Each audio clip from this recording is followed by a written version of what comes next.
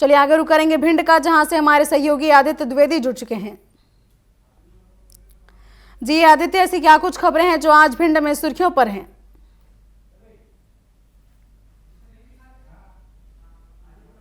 Doctor Aditya Yadav के द्वारा रात्रि में सघन चेकिंग अभियान चला गया। ये चेकिंग अभियान रात्रि के 12 बजे से लेके 3 बजे तक ये चेकिंग अभियान चलाया गया है और इस चेकिंग अभियान में लगभग 2 सैकड़ा से अधिक गाड़ियों को चेकिंग किया गया है, चाहे वो 2 पहिया वाहन हो या 4 पहिया वाहन हो।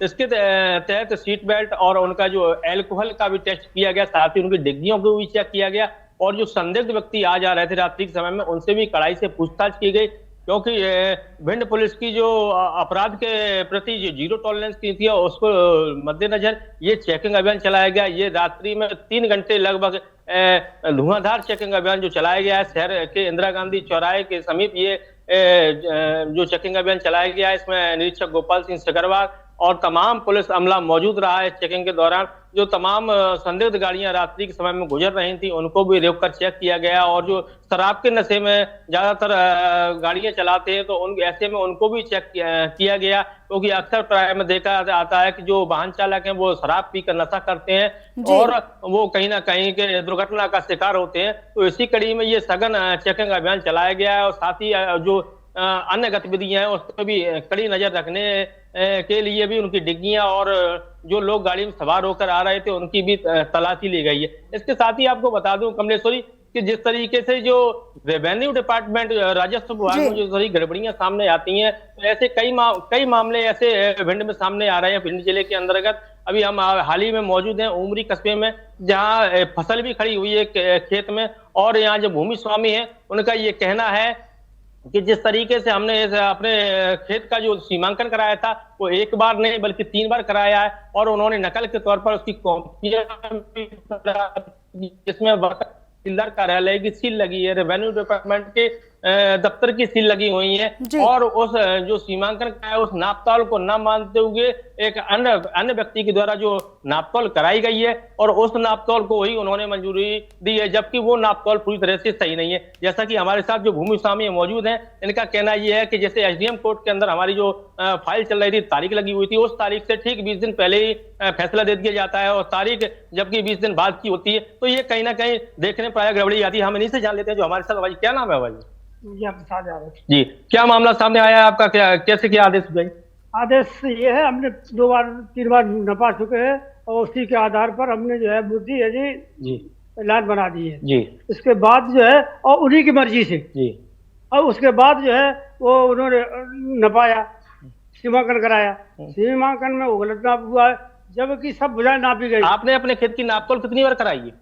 हमने 2 बार करा चुके हैं आप। हाँ। और उसके बाद तीसरी बार फिर नापतोल हुई है, तो उसमें क्या दिक्कत आई है? क्या मिलान नहीं हुआ उसमें जो है? और जबकि वो रकबा 1 हेक्टेयर 4 जो है यानी 4 बीघा 9-19 विस्टा और उन्होंने आकर उनके को कर दिया है 4 बीघा 5 विस्टा, 5 बीघा 5 विस्टा। ये गलत हुआ। और दूसरी एक भुजा उनकी सबसे बड़ी भुजा है, उसकी एक ही जरीब केवल 66 फुट उन्होंने नापा है, सबसे बड़ी गलती है। इसको लेकर आपने उच्च न्यायालय में भी सब किया, कोई नहीं। वो तो अपने अधिकारी की बात करते हैं कि मेरे अधिकारी कुछ भी कर सकते हैं। तो क्या लगता है रेवेन्यू डिपार्टमेंट सब गड़बड़ी? बिल्कुल गड़बड़ी है साहब। और एसडीएम से आपने इसकी शिकायत की? चूंकि एसडीएम की आपकी तारीख लगी थी, उसके बाद आदेश तारीख जो लगी थी 8-10-25 जी, और जब दिया 9-25 मतलब 20 दिन पहले ही फैसले। तो आपको कोई किसी प्रकार की सूचना नहीं? कोई सूचना नहीं। ऐसे में आपके खेत में जो फसल खड़ी हुई है, तो अभी वो कब्जा दिलाने के लिए आज बोला था कि आ रहे हैं, पर हमारे पास कोई सूचना नहीं है। आपको सूचना ही नहीं दी गई? कोई सूचना नहीं दी, न कभी भी सूचना नहीं दी गई। हाँ जी।